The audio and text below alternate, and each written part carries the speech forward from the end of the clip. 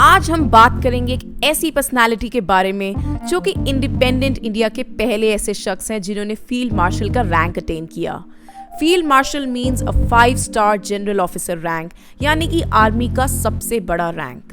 आज तक इंडिया में ये रैंक सिर्फ 2 ही लोगों को मिला है, जिनमें से एक ये हैं। He is a symbol of courage and valour and इनकी 4 डिकेड लॉन्ग मिलिट्री सर्विस को एक मिसाल की तरह माना जाता है। तो आइए आज बात करते हैं हम about one of the most brilliant strategist and military general of India, Sam the Bahadur Manekshaw.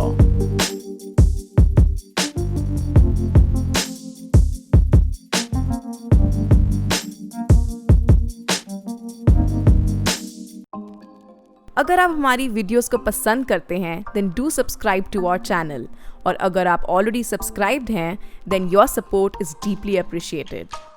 Sam Hormozji Framji Jamshedji Manekshaw was born in Amritsar in a Parsi family. बचपन में पहले तो सैम चाहते थे कि वो भी अपने फादर की तरह डॉक्टर बने। उन्होंने अपने पिता से 15 साल की उम्र में मेडिसिन पढ़ने के लिए लंदन जाने को कहा, बट हिज फादर रिफ्यूज्ड क्योंकि वो तब छोटे थे। तो सैम के पास कोई ऑप्शन ना होने के कारण उन्होंने हिंदू कॉलेज अमृतसर में एडमिशन ले ली। क्योंकि उनके पिता ने लंदन में एनरोल करने से मना करा, इन्होंने 1931 में इंडियन मिलिट्री एकेडमी में एनरोलमेंट फॉर्म भरा। The iconic Indian Military Academy 1931 में freshly established हुई थी after the recommendation of the Indian Military College Committee. After getting into the academy, Manekshaw in 1932 graduated as one of the 15 cadets selected as part of the first batch of cadets, जिनको की pioneers का नाम दिया गया। Field marshal का rank किसी को तब दिया जाता है जब किसी ऑफिसर की आउटस्टैंडिंग या एक्सेप्शनल परफॉर्मेंस रही हो over the period of his entire military career. तो आइए आपको बताते हैं कि सैम मानेकशॉ ने ऐसे क्या किया एंड उनकी ब्रेवरी की क्या किस्से थे कि उनको फील्ड मार्शल का रैंक से ऑनर करा गया। His first such encounter was in World War II in the year 1942 in Burma, when he was recognized for his valor shown in battlefield. तब ये ब्रिटिश इंडियन आर्मी का part थे और उस दौरान ये जापानीज आर्मी के अगेंस्ट बैटलफील्ड में थे। In one such incident, Sam को 9 बुलेट्स लगी और वो भी मशीन गन से, और इनको स्टमक में काफी गहरे जख्म हो गए थे। इनकी हालत इतनी क्रिटिकल थी कि उनके commanding officer major general David Cowan ने सोचा कि अब ये मर जाएंगे, लेकिन उनकी बहादुरी देख के उन्होंने उस वक्त अपना मिलिट्री क्रॉस रिबन उतार के उनको पहनाया और कहा कि a dead person can not be awarded a military cross, यानी कि अभी ये जिंदा है तो अभी इनको मैं ये क्रॉस से ऑनर कर देता हूँ, इससे पहले कि वो अपना दम तोड़ दें। लेकिन सैम ने फिर भी हिम्मत नहीं हारी। इनकी इंजरीज इतनी ज्यादा थी कि जिस सर्जन ने उनको ऑपरेट करना था उसने भी कहा कि इनके बचने की कोई उम्मीद नहीं है। लेकिन जब उन्होंने ऐसी हालत में सैम से पूछा कि ऐसी हालत आपकी कैसे हुई, तो वो भी सैम का जवाब सुन के हैरान रह गए। इस पे सैम ने जवाब दिया कि कुछ नहीं हुआ है मुझे, I was just kicked bye a donkey. ऐसी हालत में भी उन्होंने मजाक में बोला कि एक गधे ने लात मार दी थी मेरे को। इस पे डॉक्टर ने कहा कि ऐसा आदमी जो इतना पॉजिटिव है, इनका बचना बिल्कुल मुमकिन है।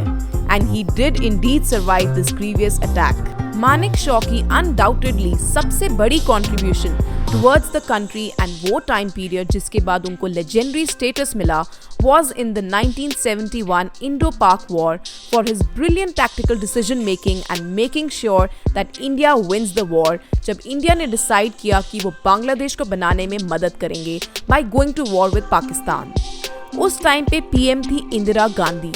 जब इंदिरा गांधी ने सैम को ऑर्डर दिया कि वो आर्मी को लेके वॉर के लिए निकल जाएं, तो उस पे सैम ने मना कर दिया, ये कह के कि अभी हमारी आर्मी तैयार नहीं है इस वॉर के लिए, ऐसे में बहुत सोल्जर्स की मौत होगी और जीत के चांसेस भी नहीं होंगे। सैम ने कहा कि वो रिजाइन कर देंगे, लेकिन ऐसी हालत में आर्मी को लड़ने के लिए नहीं कहेंगे।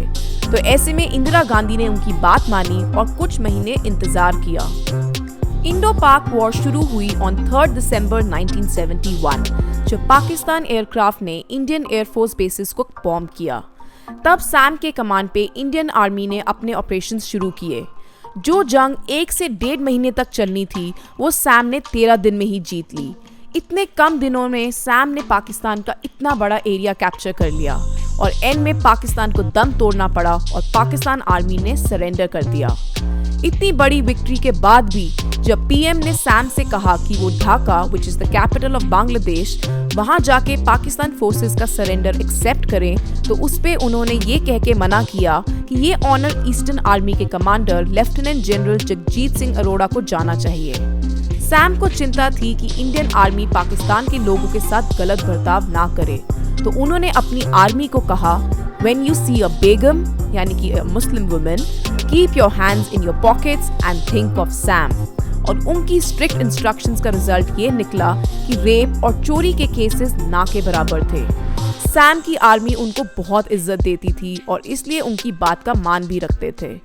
वॉर का अंत हुआ जब पाकिस्तान ने अपना ईस्टर्न हाफ सरेंडर कर दिया and it resulted in birth of Bangladesh as a new nation. In the year 1973 Sam Manekshaw को प्रमोशन मिली और उनको फील्ड मार्शल का रैंक दिया गया on 1 January 1973 for his exemplary military service to India.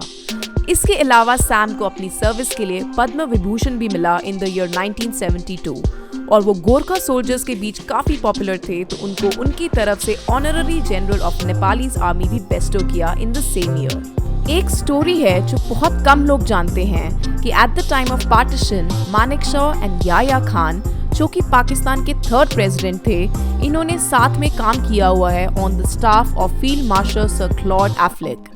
इनका काम था पार्टीशन के टाइम पे एडमिनिस्ट्रेटिव ड्यूटीज में हेल्प करना। लेकिन पार्टीशन के बाद जब दोनों मिलिट्री ऑफिसर्स अलग हो गए, तो याया ने मानेकशॉ का रेड जेम्स मोटरसाइकिल खरीदा और कहा कि जब वो पाकिस्तान चले जाएंगे तो उसके बाद उन्हें 1000 रुपए भिजवाएंगे उसके लिए। लेकिन पार्टीशन के बाद जब दोनों मिलिट्री ऑफिसर्स अलग हो गए, तो याया ने मानेकशॉ का रेड जेम्स मोटरसाइकिल खरीदा उनसे और कहा था कि वो उसके बदले 1000 रुपए पाकिस्तान से भिजवाएंगे। लेकिन याया ने कभी वो पेमेंट भेजी ही नहीं।